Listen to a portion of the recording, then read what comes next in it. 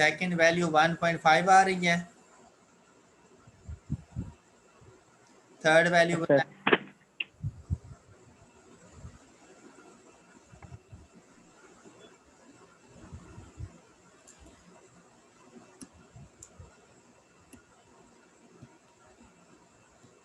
किसी ने नहीं सॉल्व किया अभी तक? 3.75।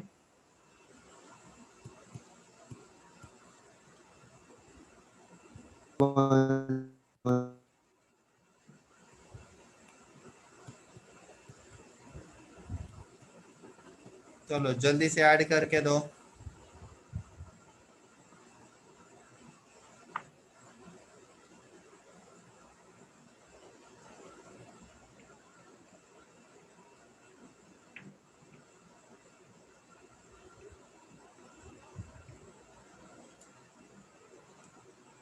ट्वेंटी 9.78। हाँ जी, हो गया। Yes sir. इसके बाद ये रिजेक्शन रीजन, और वो है 5% पर। डिग्री ऑफ फ्रीडम कितना है? 0.05। डिग्री ऑफ फ्रीडम 2 है यार नोमान। 2 है सर। और लेवल ऑफ सिग्निफिकेंस 0.05, तो वैल्यू क्या आ जाएगी? 5.991। 5.991। तो क्या कहेंगे? H not is rejected. हाँ, yes sir. H not is rejected. Yes sir. अच्छा, एच नॉट रिजेक्ट, तो डिसीजन क्या बनेगा? अब देखें, टेस्ट ऑफ एसोसिएशन है ये, एट्रीब्यूट्स है ना ये, कि मेल फीमेल्स वगैरह मिडिल सेकेंडरी स्कूल और कॉलेज वगैरह में जा रहे हैं। डिस्ट्रीब्यूशन डिपेंड्स अपॉन जेंडर, देखे ना, डिपेंडेंस की बात कर रहा है यहाँ पर। तो हमने डिपेंडेंस और इंडिपेंडेंस बताना था।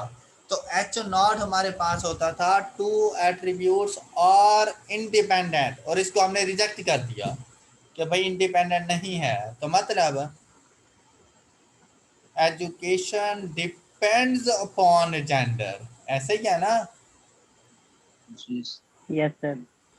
तो ये देखें क्वेश्चन नंबर 1, या आपने 29.786 मुझे बताया, 5.991 टैबलेटेड वैल्यू, एच नॉट को रिजेक्ट किया। तो two attributes are not independent, मतलब डिपेंड करते हैं। तो डिपेंड टू एट्रीब्यूट्स क्या education depends upon gender. Clear? Yes sir. Yes. चलें बेटा, ये थे हमारे पास 3 मेथड्स एस्टिमेटेड वैल्यू को फाइंड करने के, कि अगर टेबल हो तो हम ये वाला मेथड अप्लाई करेंगे, अगर प्रोपोर्शन बता दिया जाए तो टोटल ऑफ ऑब्जर्व्ड वैल्यूज़ को प्रोपोर्शन से मल्टीप्लाई करते जाएं तो एस्टिमेटेड वैल्यू आ जाएगी। और अगर डिस्ट्रीब्यूशन यूनिफॉर्म हो तो फिर हम टोटल ऑफ ऑब्जर्व्ड वैल्यूज़ को डिवाइड करते हैं टोटल नंबर ऑफ ऑब्जर्वेशन के साथ, और एस्टिमेटेड वैल्यूज़ को इक्वल रख देते हैं। बाकी सारा क्वेश्चन का सलूशन बिल्कुल सेम है, किसी में कोई फ़र्क नहीं है। तो इतना सा है हमारे पास काई स्क्वायर। किसी को इशू हुआ इसमें? No sir. तो बेटा बस आपको ना ये मेथड की समझ आ गई है, तो आपने ये क्वेश्चन नंबर 4, ये इतने लेंथी क्वेश्चन नहीं सॉल्व करने। बस आपको इनमें डिग्री ऑफ फ्रीडम का पता होना चाहिए, टेबल कौन सा है इसका पता होना चाहिए, वरना अपना टाइम इनके ऊपर नहीं वेस्ट करना आप लोगों ने। ये जैसे क्वेश्चन नंबर 4, 5, 6, इनको करने में अपना टाइम वेस्ट नहीं करना। रिवीजन करनी भी हो तो जो क्वेश्चन मैंने करवाए हैं बस वो कर लेना। उसके बाद ना एक थोड़ा सा चेंज आता है क्वेश्चन में, और वो चेंज आता है उस वक्त जब हम लोग कॉन्टीजेंसी टेबल ऑफ 2 × 2 के साथ डील करते हैं। इसके अलावा किसी टेबल के ऑर्डर में नहीं, कोई भी टेबल किसी भी ऑर्डर की हो, उसका मेथड जैसा पढ़ लिया बिल्कुल वही है।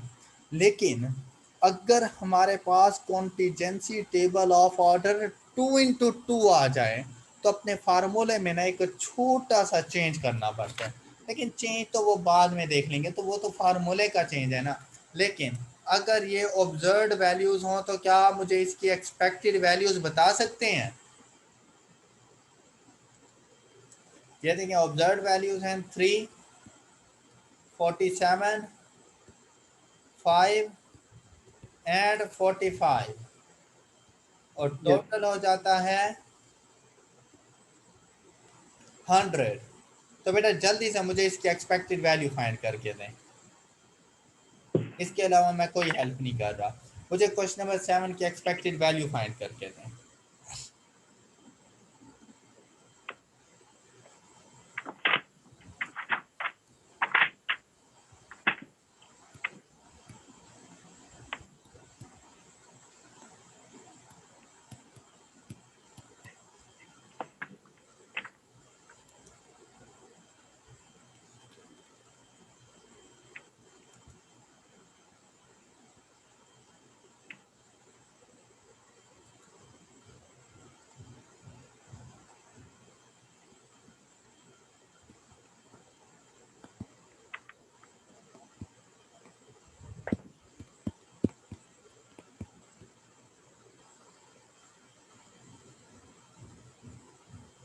हो गई सॉल्व? यस सर, यही निकलेंगे। लिखिए मैंने। यस सर, सही है। पता है फर्क क्या है कि मैंने सिर्फ कैलकुलेटर नहीं उठाया। अच्छा, अब बेटा कॉन्टिजेंसी टेबल ऑफ ऑर्डर क्या है हमारे पास? 2 into 2। 2 into 2। तो बेटा हमें कहा गया है कि अगर 2 into 2 कॉन्टिजेंसी टेबल हो, 2 into 2 कॉन्टिजेंसी टेबल हो, तो आपने एक छोटी सी करेक्शन करनी है इसके अंदर, फार्मूले के अंदर। क्या कि आपने पहले आप लोग करते थे ना O माइनस ई का स्क्वायर डिवाइडेड बाय ई, तो अब आपसे कहा गया है कि आपने O माइनस ई का डिफरेंस फाइंड करना है रिगार्डलेस ऑफ साइन, मतलब मॉडुलस। पॉजिटिव डिफरेंस देखना है कि भाई अगर नेगेटिव डिफरेंस आ रहा है तब भी आपने उसको पॉजिटिव ही कंसीडर करना है। आपने सिर्फ ये देखना है एक्चुअल और एस्टिमेटेड वैल्यू के दरमियान डिफरेंस क्या है, 2 का, 5 का, 10 का, 20 का। आपने माइनस साइनस का साइन नहीं लगाना, जो भी डिफरेंस हो इस डिफरेंस में से माइनस कर देना है 0.5। अब जो आंसर आता है ना उसका square divided by estimated value, expected value. तो फार्मूले में ना बेटा सिर्फ इस चीज का चेंज आ रहा है कि आपने डिफरेंस को रिगार्डलेस ऑफ साइन, डिफरेंस को में से माइनस करना है 0.5 और फिर उसका स्क्वायर लेकर डिवाइडेड बाय एक्सपेक्टेड वैल्यू करना है। Okay okay sir. ओके, अब देखें, अब इसको हम लोग, और ये सिर्फ और सिर्फ कौन सी टेबल में होगा? 2 into 2 2/2। contain। Two contingency table. तो हमने देखा ना 2 into 2 कॉन्टिजेंसी टेबल है बेटा, इन क्वेश्चन के आने के ज्यादा चांसेस हैं एग्जाम्स में, क्योंकि इसमें ये करेक्शन भी चेक हो जाती है। तो इसके लिए हम लिखेंगे modulus of 0 minus E minus 0.5 का square divided by expected value. अब आपने क्या करना, आप सिर्फ ये देखें कि यार 3 और 4 के दरमियान डिफरेंस क्या है। 1। अब हालांकि वैसे वन सर। -1, लेकिन अगर आपने -1 -0.5 कर दिया तो ये तो -1.5 बन जाएगा, तो ये गलत हो जाएगा। फिर आपने इस -1 को नहीं देखना, आपने सिर्फ 1 को देखना है। तो 1 -0.5 का square divided by 4। Okay, yes sir, तो 0.25। बेटा आपने ये पॉजिटिव डिफरेंस लेकर आना है। आप कैलकुलेटर पे करने लगते हैं ना तो आप ब्रैकेट के बाद डायरेक्ट डिफरेंस लिख लें, इतना तो आप कर लेंगे ना कि डिफरेंस फाइंड करने के लिए भी कैलकुलेटर उठाएंगे। क्या आपको पता है कि 3 नो और सर। 4 के दरमियान कितना डिफरेंस है? वन का।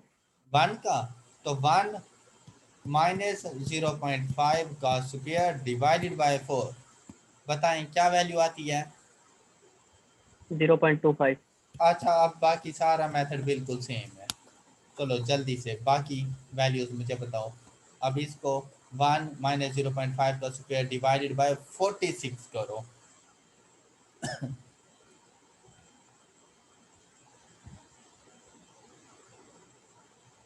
शाबाश, जल्दी करें। सर 1/184 आ रहा है। ठीक है 0.0005। ठीक है ठीक है, नेक्स्ट 0.25, नेक्स्ट 1/184। अब जरा इनको ऐड करो चारों को।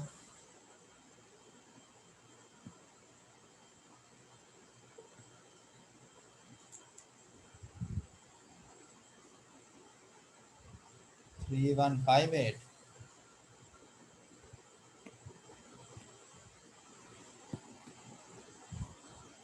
शाबाश, इन चारों वैल्यूज को ऐड सर जी, करो।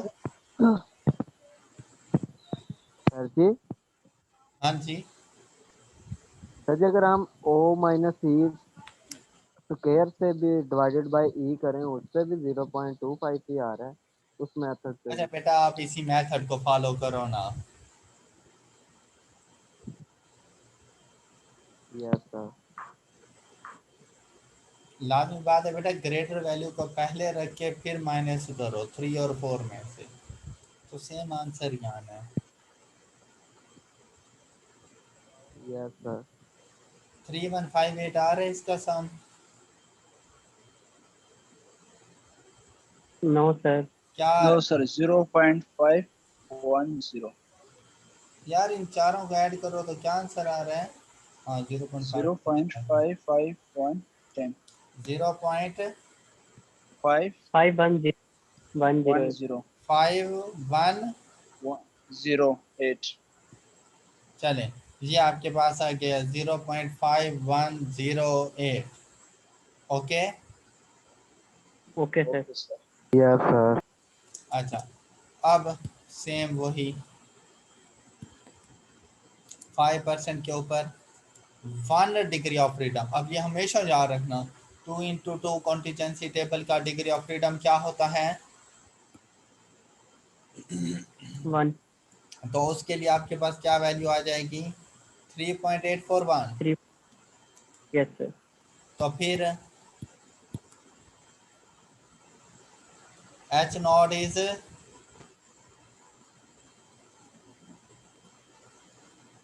रिजेक्टेड। नॉट। क्या हो गया, पागल हो गए हो नुमान। Accepted. Yes. Yes sir. Okay.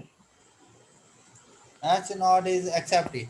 अब ये देखो, कहते हैं independence between the proportion of defective and the shift responsible for the production। तो आप क्या कहेंगे, their two attributes are independent। Okay. Yes sir. Okay sir. चले, शाबाश। यार ये एक क्वेश्चन और करना, क्वेश्चन नंबर 8, जल्दी से करो, खुद से करो जरा, जल्दी जल्दी।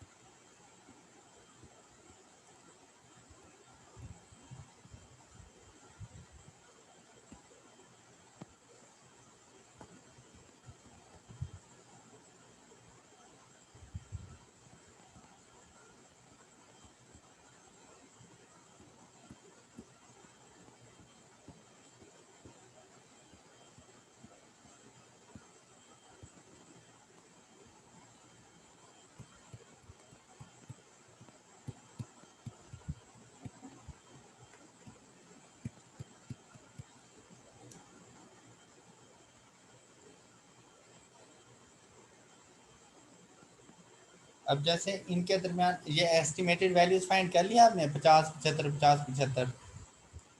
यस सर सेम है। ओके, अब 70 ओके एंड 50 के दरमियान डिफरेंस 20 का। अब 20 का स्क्वायर नहीं लेना, 19.5 का स्क्वायर लेना है। 19.5 का स्क्वायर डिवाइडेड बाय 50, बताएं। 7.605। शाबाश, नेक्स्ट करो। 19.5 का square divided by 75।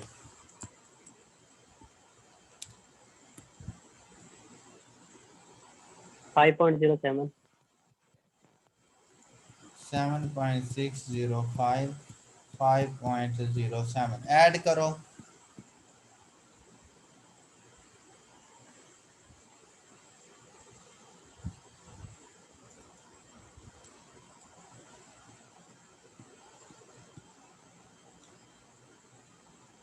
25.35। 35। Yes sir. Level of significance 5%, degree of freedom 1। तो 5% डिग्री ऑफ फ्रीडम 1 के ऊपर आंसर होता है 3.841। तो यहाँ पर आ गया 3.841। तो H not is rejected. Rejected. Clear हो गया। Yes sir.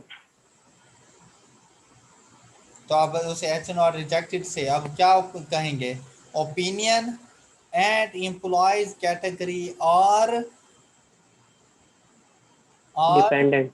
नॉट इंडिपेंडेंट या Independent. और डिपेंडेंट। ओके हो गया। Okay sir. Okay. Yes sir.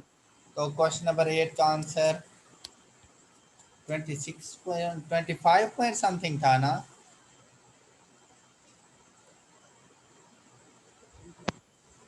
3.8। तो टू एट्रीब्यूट्स और डिपेंडेंट। यार ये आंसर ना यहाँ पे गलत लिखा हुआ है, इसको फिर ठीक कर लीजिएगा 7 का ये वाला आंसर। जी ओके बेटा, सर। का स्क्वायर अब बिल्कुल कंप्लीट हो चुका है। हम लोगों ने ये जो करेक्शन थी ये करेक्शन भी कर ली है।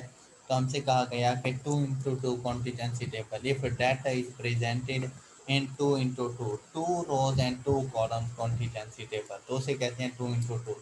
इन this case there is an adjustment made during the calculation of the chi square value, मतलब chi square calculated of the data. Whiteboard share है ना आपके साथ। यस सर शेयर है। Yes, sir sir. Any numerical value of O minus C must be reduced by 0.5 0.5. regardless of sign. Sign sign, मतलब modulus का sign लगा देना। और वैल्यू को 0.5 से रिड्यूस करना है तुमने। रिड्यूस करना, क्लियर। Yes sir. और इसको हम लोग क्या कहते रहते हैं, येट्स कॉन्टिन्यूटी करेक्शन। ये जो 0.5 की हम लोग इसमें काई स्क्वायर के अंदर एडजस्टमेंट कर रहे होते हैं, और ये सिर्फ और सिर्फ 2 into 2 कॉन्टिजेंसी टेबल में जाकर होती है। इस एडजस्टमेंट को क्या कहते हैं हम, Each ये Yates correction. Yates continuity continuity correction. ये 1 नंबर करेक्शन। का क्वेश्चन है भाई तुम लोगों का, Correction. याद रख लोगे तो भाई 100/100 मार्क्स आ जाएंगे, नहीं रखोगे तो भाई 99 आ जाएंगे बस। तो Yates continuity correction involves reducing all values of O minus C by 0.5 regardless of sign of O minus C। I hope कि आप समझ गए होंगे। Yes sir. तो यस इसलिए सर। फार्मूले को हमने थोड़ा सा चेंज कर लिया। और यार ये कॉन्टिन्यूटी करेक्शन मुझे याद आ रहा है, हमने कहीं और भी पढ़ा था। नहीं, आपको तो नहीं याद ना ये बात।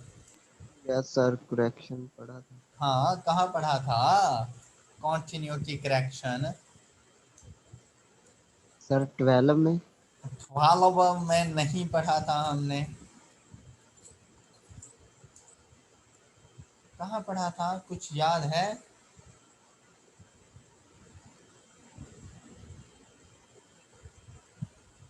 कुछ याद है? नहीं आ रहा सर याद। नहीं आ रहा ना, चलो हेल्प करता हूँ। नॉर्मल डिस्ट्रीब्यूशन,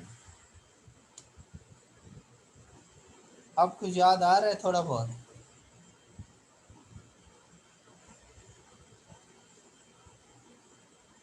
नॉर्मल अप्रोक्सीमेशन याद है?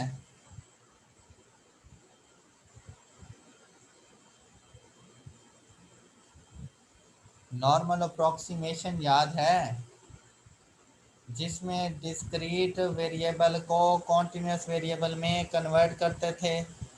उसमें भी तो यस सर। 0.5 की एडजस्टमेंट किया करते थे, कभी यस प्लस सर कभी बिल्कुल। माइनस, कभी प्लस माइनस दोनों करते थे। Yes sir. Yes, yes sir. तो हमने उसको क्या कहा था?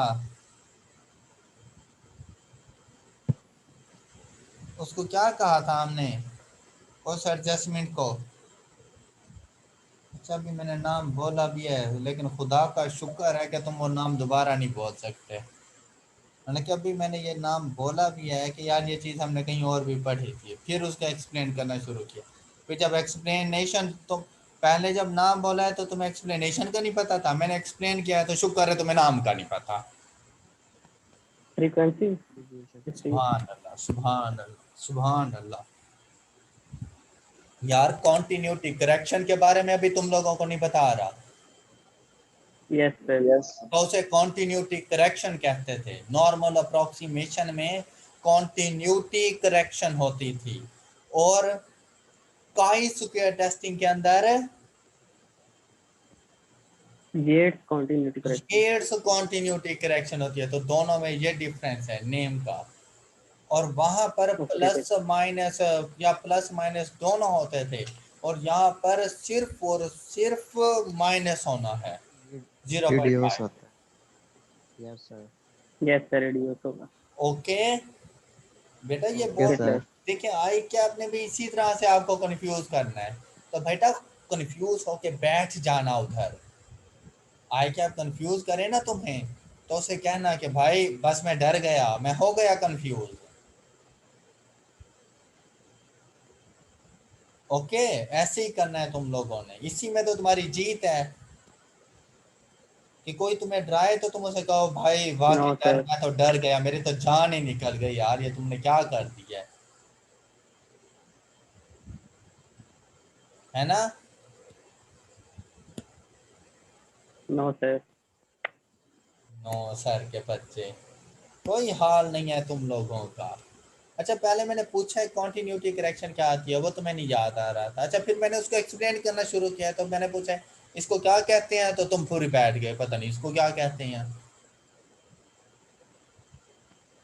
तो नॉर्मल अप्रॉक्सीमेशन के अंदर कॉन्टिन्यूटी करेक्शन हुआ करती है, और ये कॉन्टिन्यूटी करेक्शन हमेशा काई स्क्वायर टेस्टिंग के अंदर होती है, और वो भी सिर्फ उस वक्त जब हमारे पास कॉन्टिजेंसी टेबल ऑफ ऑर्डर 2 × 2 हो। 2/2. ये ना हो टू कि इंटू सब टू। पे फिर अप्लाई कर दी हम लोगों ने। तो सिर्फ और सिर्फ भाई 3 × 3 पर भी अप्लाई नहीं होती, ये मत समझना कि शायद स्क्वायर की फॉर्म में हो तो होती होगी। तो सिर्फ और सिर्फ 2 × 2 पर होती है। ओके बच्चों, okay sir. Okay, sir. Okay sir. शुक्र है कि हम लोगों ने अपने सिलेबस को बहुत अच्छे तरीके से वाइंड अप कर लिया।